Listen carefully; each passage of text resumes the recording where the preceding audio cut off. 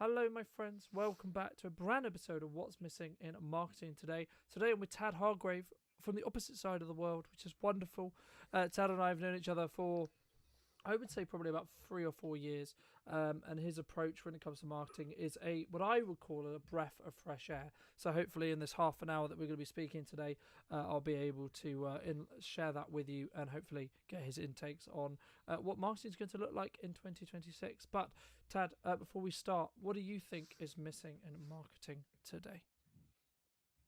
I think the biggest thing that's missing in marketing is the ethics piece. I think most people would attest to give lip service to a kind of shallow version of ethics. Most marketing copy I see says, well, of teachers says, well, learn how to market without being pushy or sleazy. But I find their tactics still sometimes pushy and sleazy. And when I say ethics, I think the big thing that's missing is a real commitment to getting to the truth of if this is a fit over the commitment to doing whatever it takes to get the sale. And I see in so much marketing, there's a lot of rationalization for the selfishness of I'm going to just get the sale rather than I'm going to see if we can get to the truth of if this is a fit or not. And if it's not a fit, we bless and release. Do you think sometimes I guess what you're like the level of pushing and a lot of your work you talk about and building off what you were just discussing about ethics, do you think it comes from a level of scarcity? What if I need this person to say yes? I need, whether it's a cash flow concern or whether it's just, I need to validate my own opinion or view for this person to say yes. Do you think that's why people maybe sometimes come across in that way?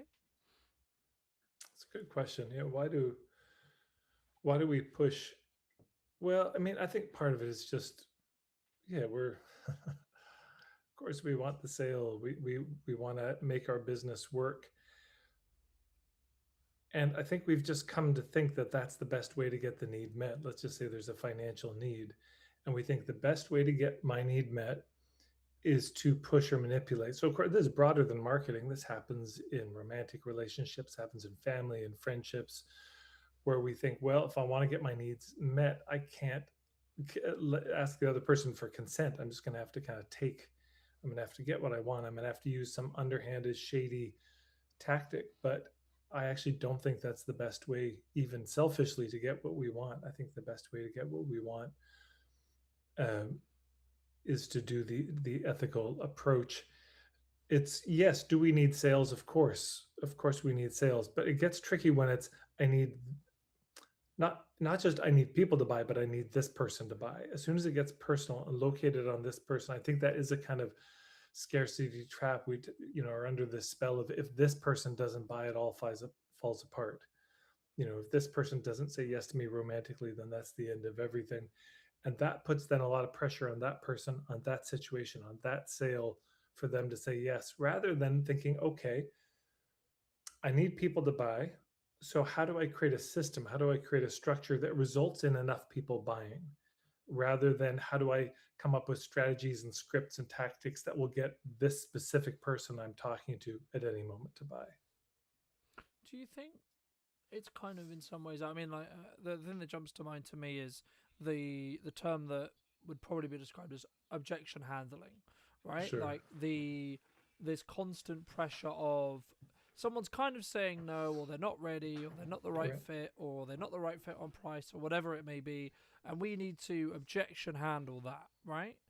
That's kind of, I guess, what's pushed into culture or pushed into sales, or there's a lot of content online talking about that. I mean, what would be your response? Would you say, yeah, that is something you can do, and if so, what maybe is that, or maybe shouldn't we do that, and is there another approach that maybe people are missing? Well, I mean, it's interesting. The whole handling objections, it's worth taking that into sex and dating and see how it lands and sounds. Somebody wants to date you, you don't want to date them, and they start going into this intellectual assault on you of why you're wrong and it's really a good idea when you're just not feeling it at all. Um, yeah, so there can be too much pushiness, but this is the trouble. I think people obsess about, they think the real skill in sales is overcoming objections, but I think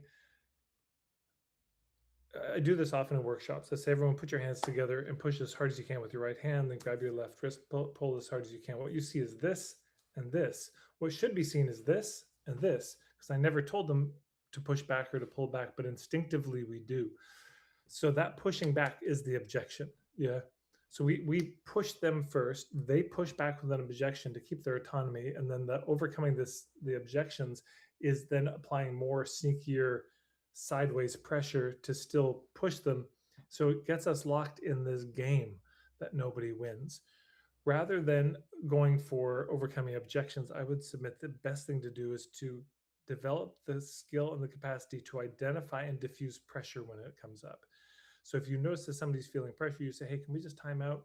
My intention here is to see if this is a fit. And if it's not, I might know somebody else who can be a better fit for you. But I just want to get to the truth of if there's a good match here. No pressure either way, no hard feelings if it doesn't work out. Yeah, we're trying to reduce the pressure so we can have a human conversation, not add pressure so we get caught in a pitch.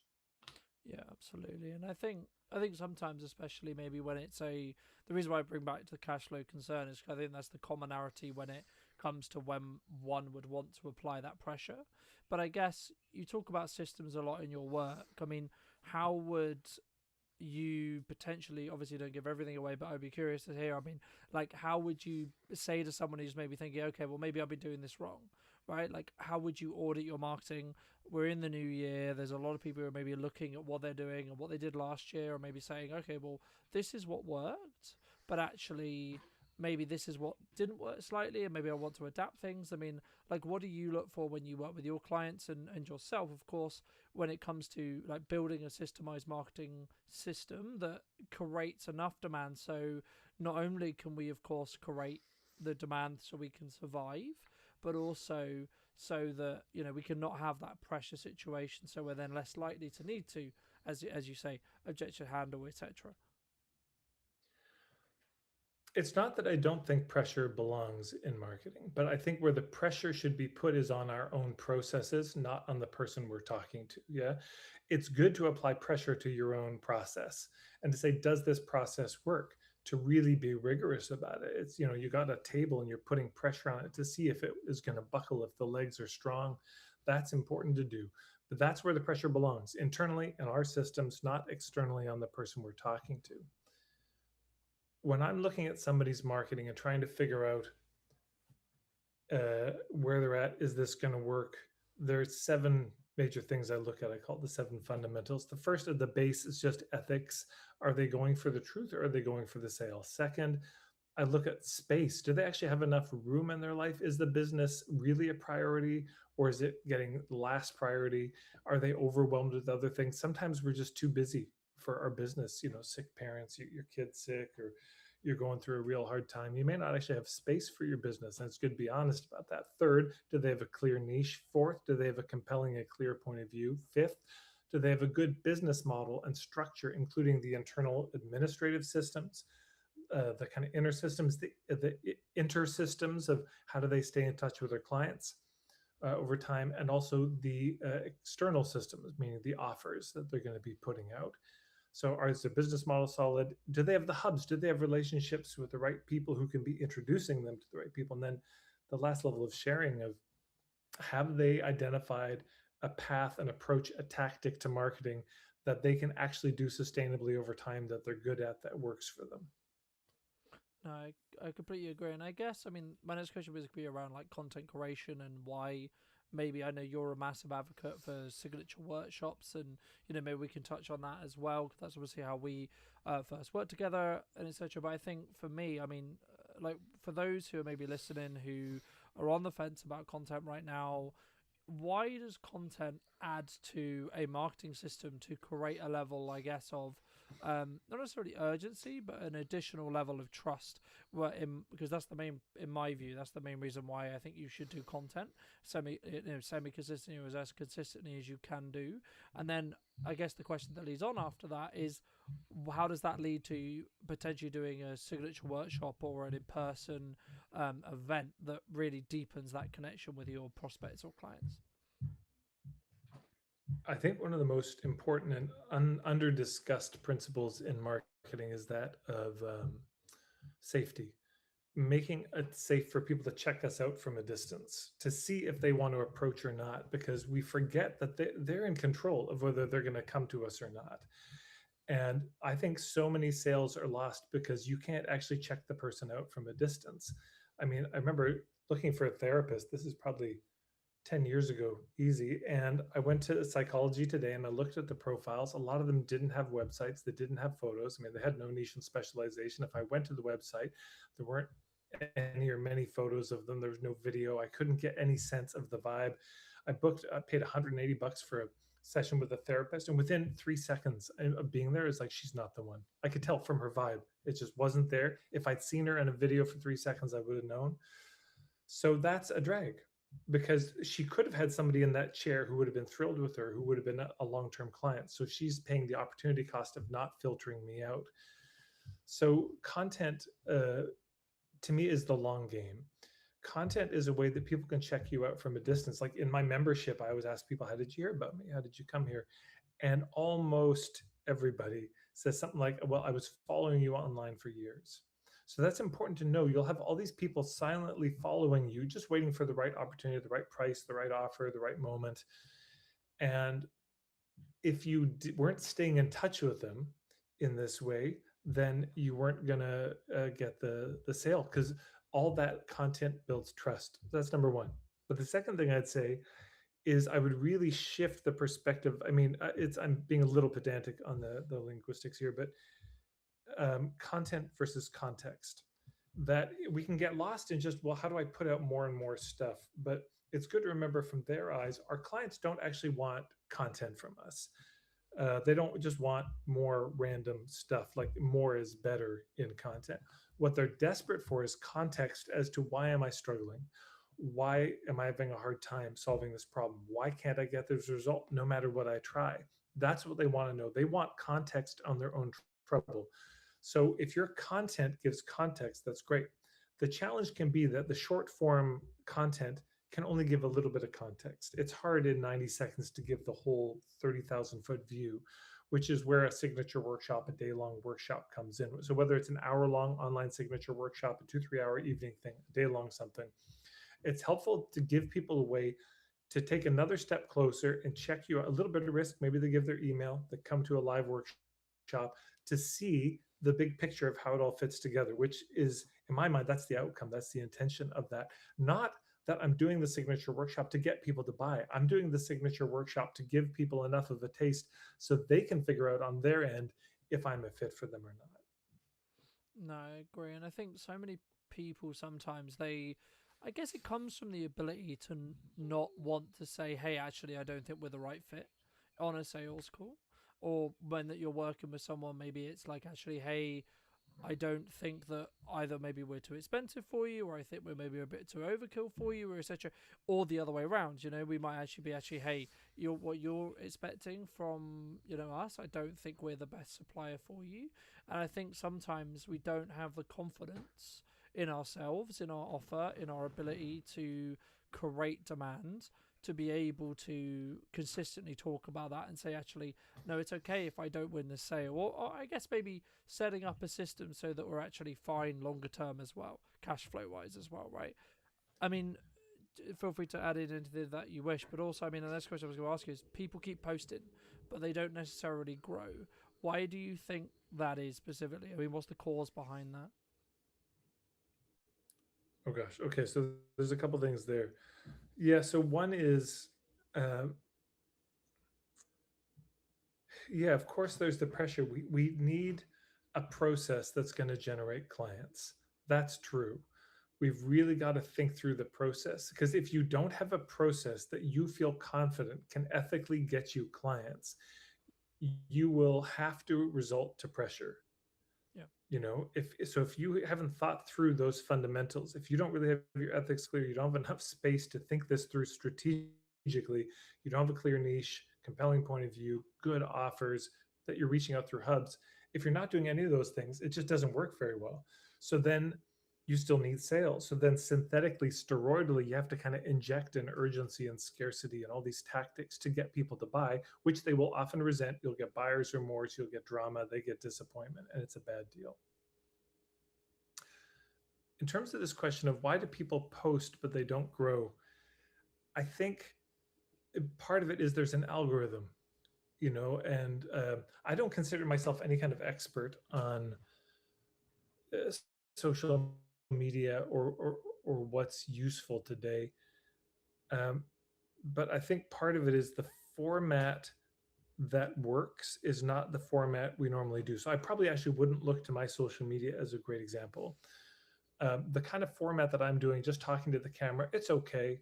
It's stable. Every once in a while, one hits big for some reason, but it's that's an okay way to generate content. But there really is a whole formula to generating the kind of content that goes viral that people have put a lot of thought into around starting with a hook, ending with something satisfying, the use of visuals, editing, text, all that. There is an art form to it that takes a reel that might have gotten 1,000, 2,000 views to like a million or more. And so if your interest is that, there's that. The second thing is that the posting steadily like that is the long game, and I think it's probably changed. I mean, I know a woman who grew Instagram to 2 million just by writing. I don't know if that's on the table anymore. Maybe, but now there's more AI bots. There's so much AI content that people are fighting through, and that really is just content. That's no context for anybody. That's just Mm. sheer distraction, a lot of it. And I think a lot of people are just stepping back from social media in general. So if you want to grow your social media following, part of it is just putting out good content that really gives content that's useful. That's kind of the baseline. Second, I think, is you're formatting it and designing it well enough that it's the kind of format that would be shared. But third, I think a lot of the growth on social media doesn't come necessarily just from posting on social media. You're interviewed on a podcast, then you tell them about your link and people find you from that. You do a speaking event, people start following you from that. You email your list maybe once a year, say, hey, if you're not following me on social media, I'm there. Oh, and I didn't know he was there, and they go and follow you. It's going to come from other ways. And also ads. I mean, sometimes people just do the ads to grow their following. I recommend probably more so focus on growing your email list rather than your social media, because that's the point of the social media anyways, is to drive people to your email list. But I don't know, I'm not a total expert in that, but those are some thoughts. No, I appreciate that. And I think, I mean, there was going to be two questions that jumped to mind. I'm so glad you mentioned email marketing because I did want to touch on that briefly. But just quickly, I mean, do you think AI is going to be completely transformative in the respect to how a business markets in 2026? Well, with AI, generally, you're not going to find me there. Now, I know I can't avoid using it. I am using it. We're using it right now, probably recording this. The meta ads that I place from time to time, I know AI is being used, but it's not a place you're going to find me generally. So I just feel like I got a limited amount to say. But what I will say is this: the more AI content there is, it's not just content, it's emails people are getting that are from AI bots offering them services because they saw them post something on Facebook, text messages they get because they posted something on Facebook and an AI bot found their phone number and started texting them. It's the fact that we can't even trust whether the emails, the texts, the social media posts we're seeing are coming from real human beings anymore. If this person we're seeing is a person or just an AI video, getting harder and harder to tell. So I think what's going to be happening is an immense erosion of trust. And the things that have always been true about marketing are going to become even more important. Uh, do I trust you? Are you a real person? Um, do I trust you have a good point of view? Did you come recommended by somebody who I trust? That kind of thing. Yeah. I think I think there's a couple of ways you can look at AI in my view, right? I think you could choose to use elements of it, like Riverside has elements of AI in it, Premiere has elements of AI in it, etc. Like there's these workflows that are built throughout the processes. Can you hold on just one sec? Yeah, of course. I'm so sorry. Just one sec. No, you're all good. And for those who are listening on the live, we're Sorry back. about that. No, you're all good. Don't worry. But I mean, I think a lot of the processes as a whole is sometimes like the workflows can be really beneficial. And the other podcast I did today, we were talking about the fact that actually there's been this kind of counterculture around AI, like people pushing back against what is being deemed as AI slop, right, as a whole. And I guess like it's this kind of lazy use of AI, this lazy curation of AI. And I think that if you're gonna use AI, it should amplify and work for you, as in amplify what you would already be doing, and make you arguably maybe better or more efficient, etc. Which means you can maybe do either larger volume or better quality. Um, but the lazier aspects of AI, I think, will eventually get phased out because it isn't going to be accepted by society by the looks of it, from what we can see at the moment. But before we look to wrap up, because I know you got a dash, but how do people?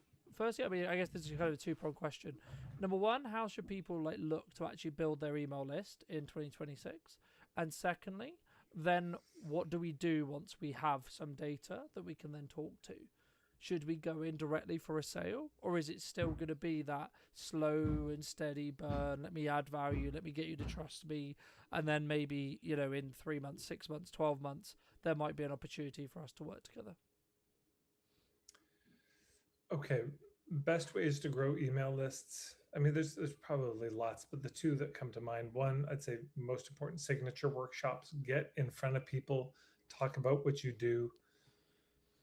There's multiple ways to do it. It could be, hey, if you come to this workshop, you'll be added to my list, but you can unsubscribe whenever you want. Second, I think that's the riskiest one. Then you could say, hey, you'll be added unless you tick this box, as you're signing up, and then you won't be on my list.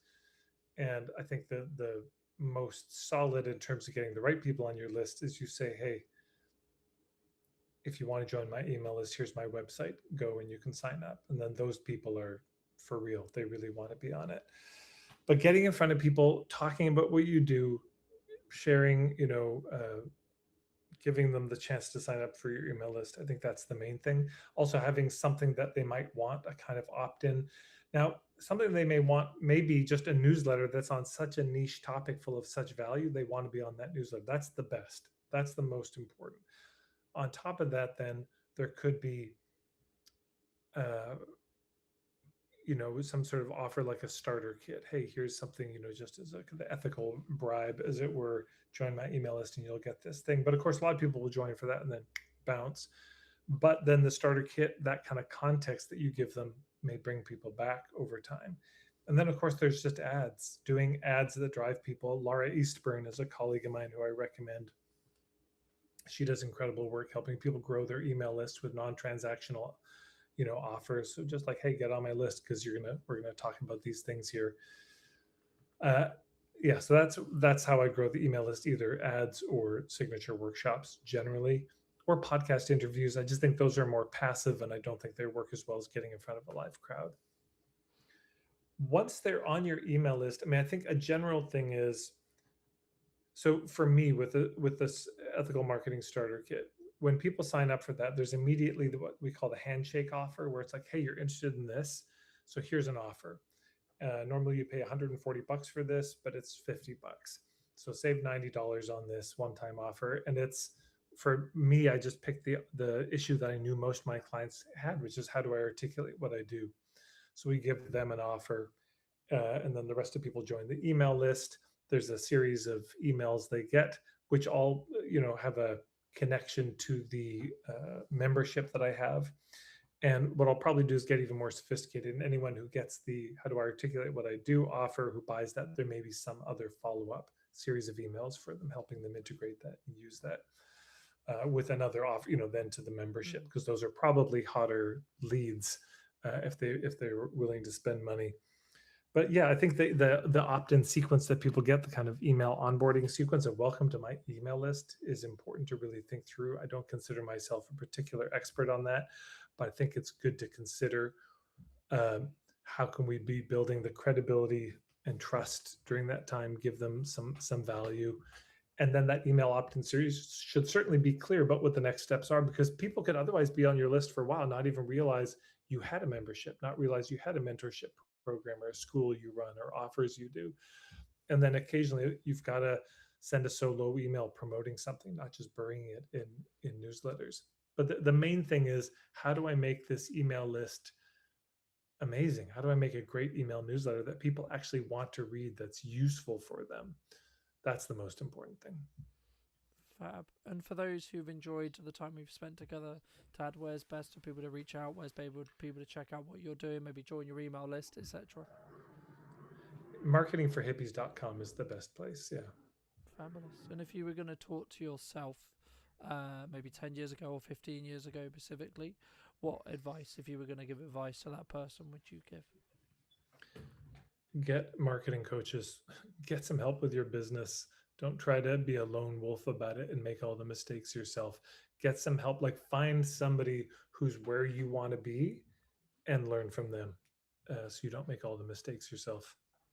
Fabulous. Thank you so much for coming back and joining me. Ladies and gents, if you did enjoy this episode and would like to see more like it, make sure to come back next week for a brand new episode of What's Missing in Marketing Today. YouTube believes you'll enjoy this episode and want to subscribe if you're new, and I'll see you